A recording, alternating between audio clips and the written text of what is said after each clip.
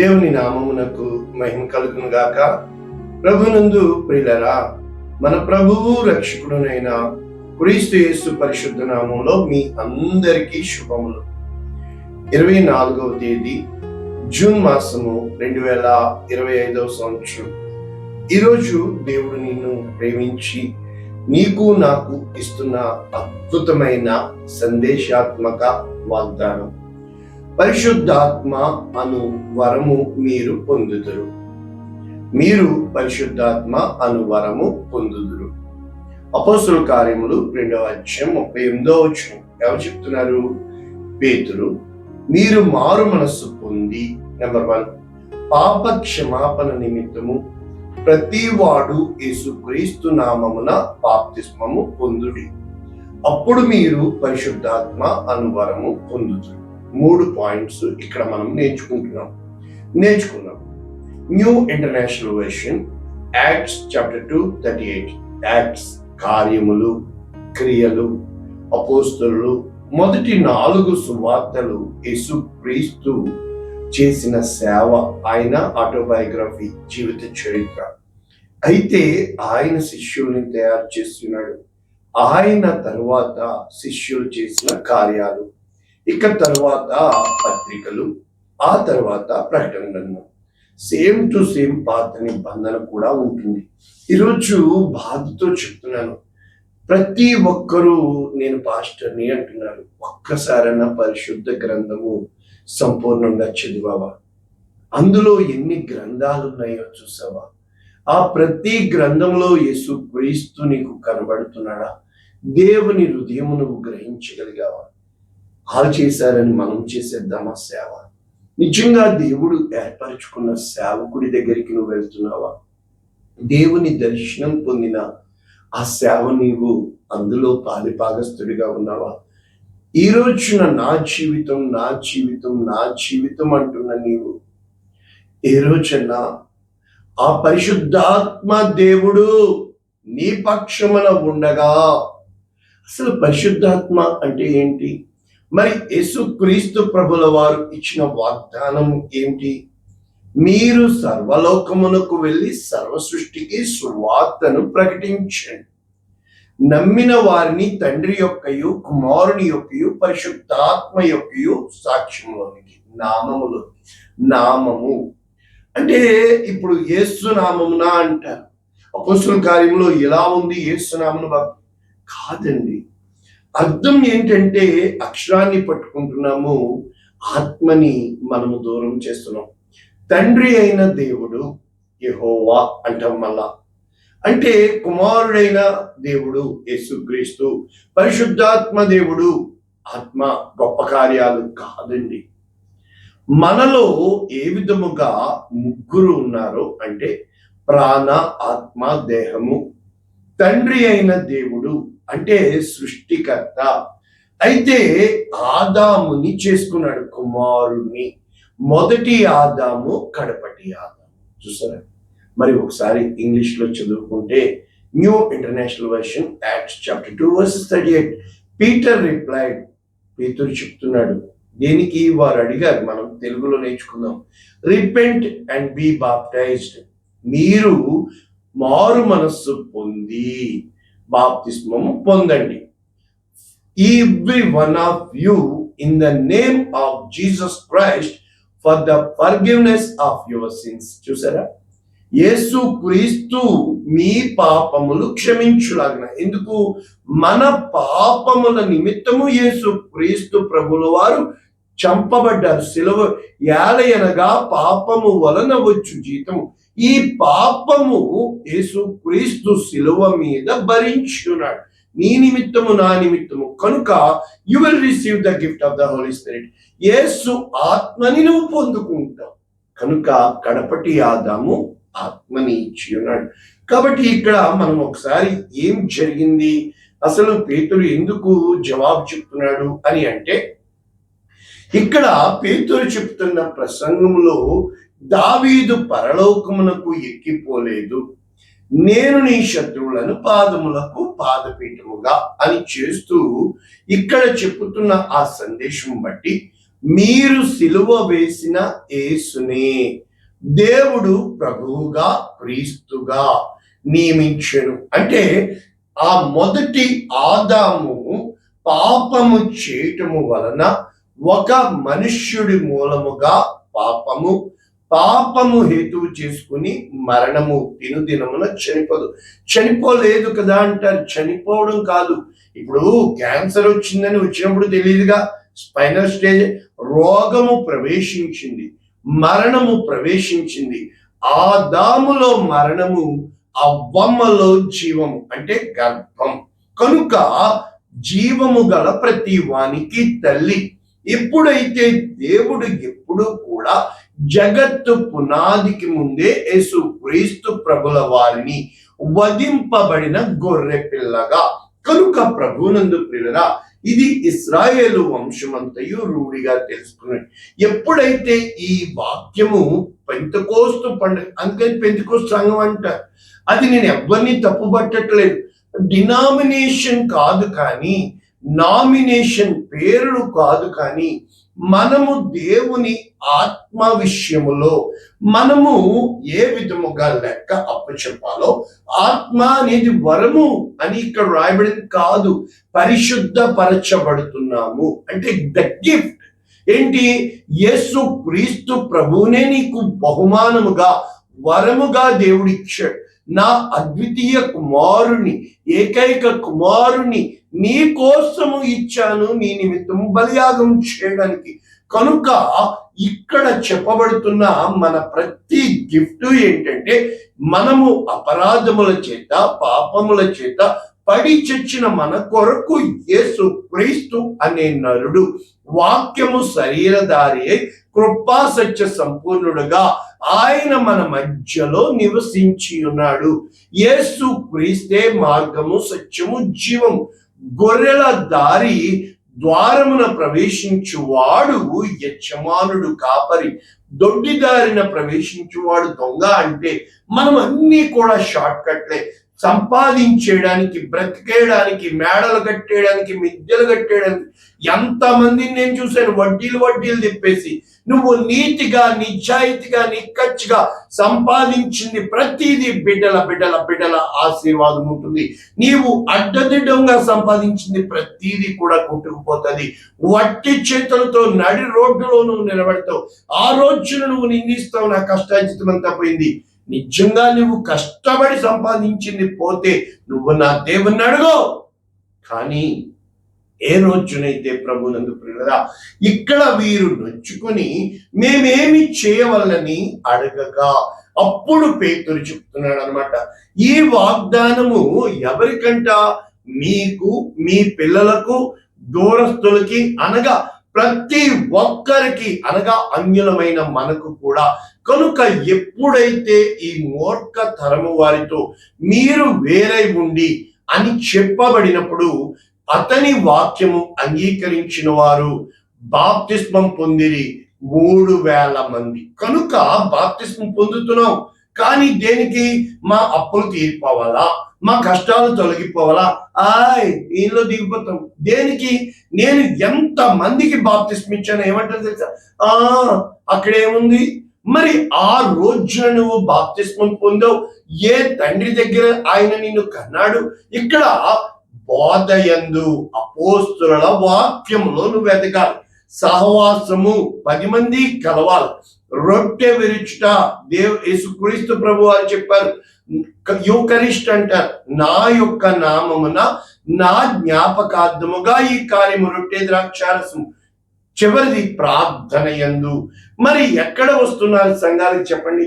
కనుక గొప్ప కార్యాలు ఈరోజు మనము, ఆ వరము ఏమిటి అంటే, మొట్టమొదట దేవుడు ఆ యొక్క చీకటిని వెలుగుగా మార్చి సృష్టి అంతా చేసి తన కుమారుని చేసి, అంటే 2 ఉన్నాయి. ఒకటి దేహము, మట్టి నుంచి దేహాన్ని చేసి అతని యొక్క నాసికా రంధ్రాల్లో జీవవాయువును ఊదగా జీవించే ప్రాణి ఆయను. చూశారు? అయితే కడపటి ఆదాము జీవింప చేసే ఆత్మ. కాబట్టి ఇక్కడ ఏం జరిగింది?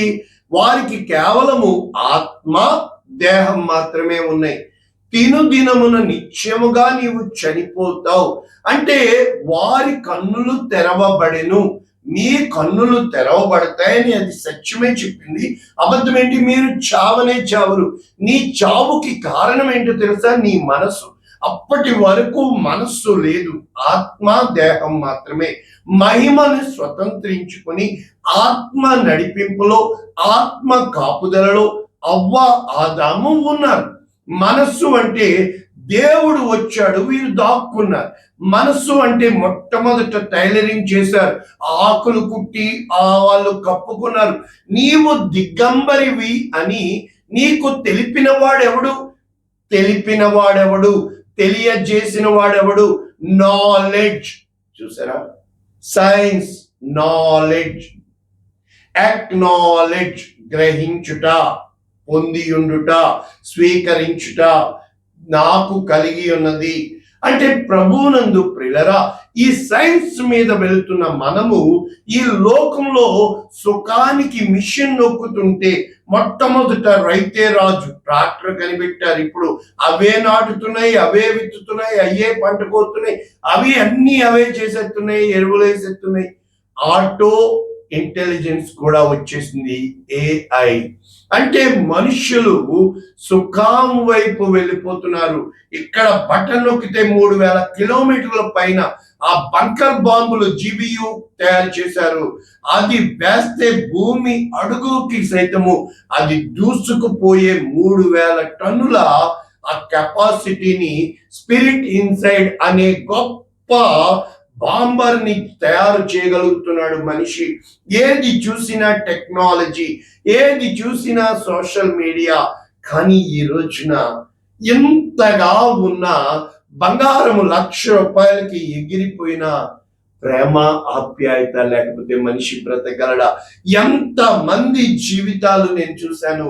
నిన్న చెప్పాను, ఆయన తన గర్భములో నన్ను దాచిపెట్టాడు. అంటే దేవుడు లేకుండా నా ప్రాణమా తినుము, తాగుము, సుఖించుము. నీకు సుఖానికి నీ తెలివితేటలు పనిచేస్తాయి, సంపాదనకి నీ తెలివితేటలు పనిచేస్తాయి. కానీ దేవుని ఉగ్రత వచ్చినప్పుడు ఇవి ఏమీ పనికి రావు. ఇప్పుడు దేవుని ఆత్మ అంటే మీకు అర్థమైంది. మనస్సు వచ్చేసింది మధ్యలో, ప్రాణము రక్తము వచ్చేసింది మధ్యలో. యాలయనగా ప్రాణమునకు మూలము రక్తము. కనుక ఆ రక్తాన్ని ఎవరైతే కయీను, హేబెలు రక్తము తాగుటకు నోరు తెరిచిందో, కడపటి హేబెలు నీతిమంతుడైన యేసు క్రీస్తు రక్తము ఆ భూమిని తడిపింది.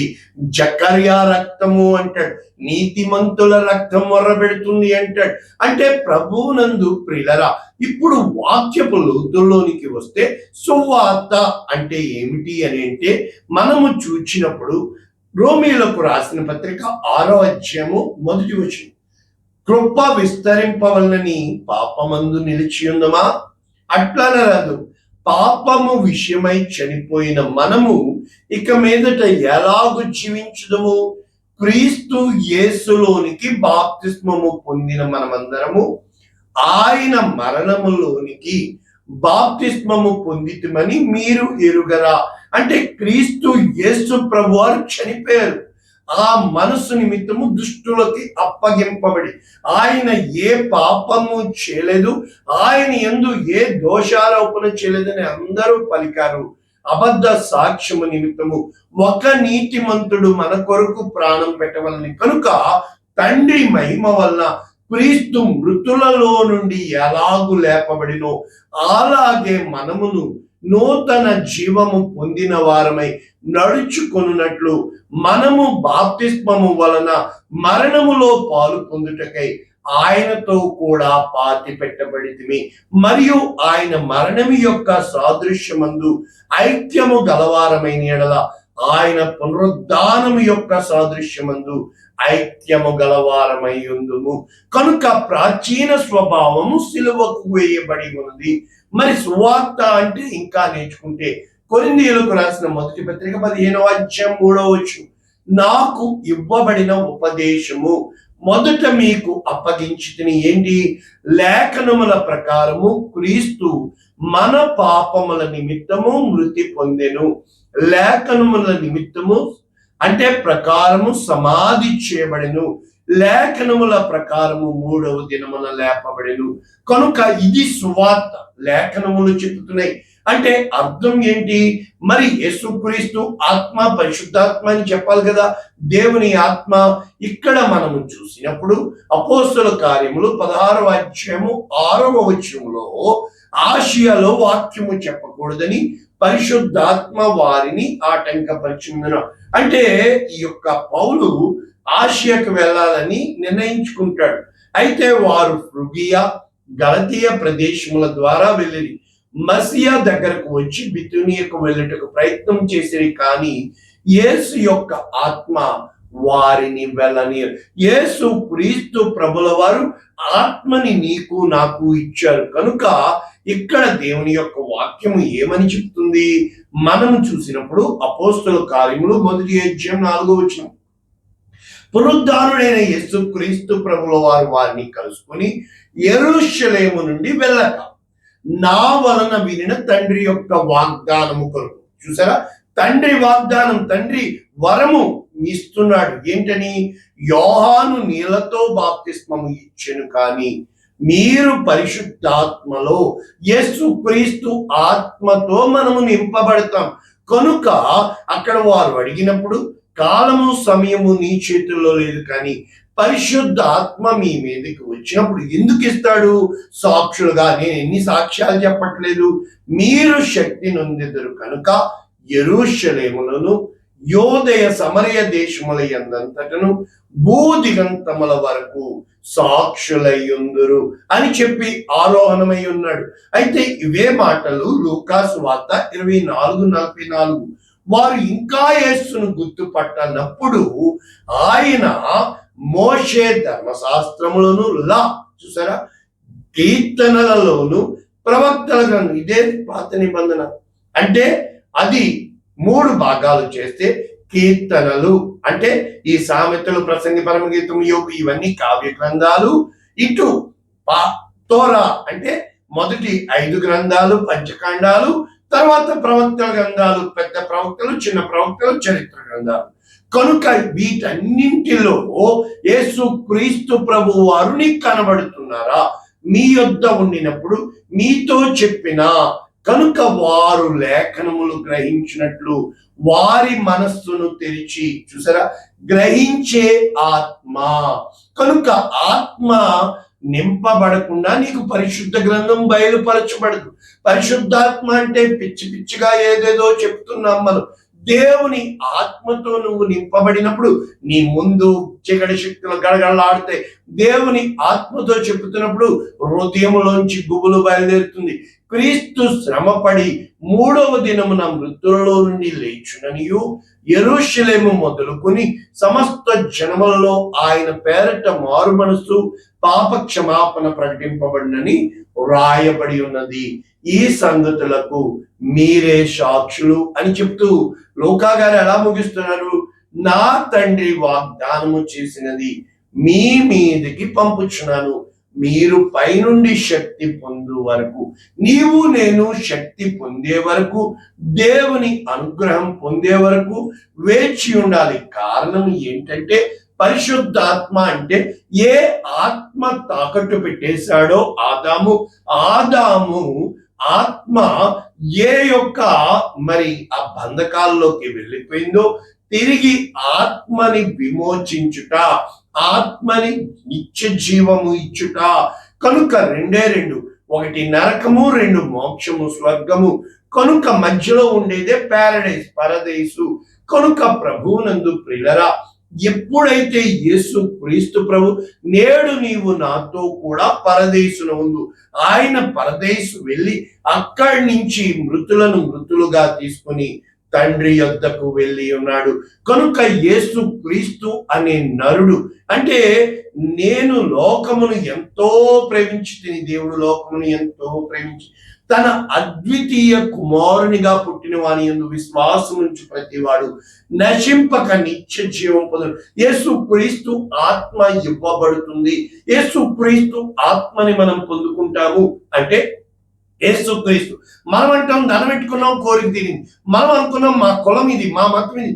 కాదండి, యేసు క్రీస్తు నిన్ను కులము వాడిగా చూడడు, మతము వాడిగా చూడడు, నల్లవాడిగా చూడడు, తెల్లవాడిగా చూడడు, నీ ఆత్మని గుర్తిస్తాడు. కనుక ఆత్మ బయలుపరచు సంగతులు ఆత్మ గలవాడు గ్రహించునుగాక. మనము నాలెడ్జ్ తో, మనసుతో, తెలివితేటలతో వెళ్తూ ఉంటాం. అందుకే రోమీయులకు రాసిన పత్రిక 8వ అధ్యాయం 1వ వచనం, క్రీస్తు యేసునందున్న వారికి ఏ శిక్షా విధి లేదు, క్రీస్తు యేసునందు జీవమునిచ్చు ఆత్మ. ఇది మీకు అర్థమైందా? ఆయన ఆత్మ జీవాత్మ, నిత్యము ఆత్మ. ఆయన యందు ఏ పాపము లేదు. పరిశుద్ధాత్మ ద్వారా ఆయన పుట్టాడు. ఈ శరీరమునకు శిక్ష వేయబడింది కానీ, ఆ రక్తము కార్చబడింది కానీ ఆత్మయే జీవింపచేయుచున్నది. కనుక పాప మరణముల నియమము నుండి, అంటే ధర్మశాస్త్రము దేని చేపగనో, అంటే శరీర అనుసరించి, ఆత్మను అనుసరించి, శరీరమును అనుసరించి నడుచుకునే వాళ్ళు ఆత్మను అనుసరించినట్టు. అందుకని యేసుక్రీస్తు అనగా దేవుడు తన సొంత కుమారుని పంపి పాప శరీరాకారంతో, శరీరమునకు శిక్ష, శరీరానికే రోగం, శరీరానికే మరణం, ఆత్మకి కాదు సుమా. కనుక శరీరానుసారులు, ఇంకా మీరు ఇది చదువుకుంటే ఆత్మానుసారులు ఆత్మ విషయము మీద మనస్సు ఉంచుతారు. ఎప్పుడైతే శరీరానుసారమైన మనస్సు మరణము, ఆత్మానుసారమైన మరణం, మనస్సు జీవం.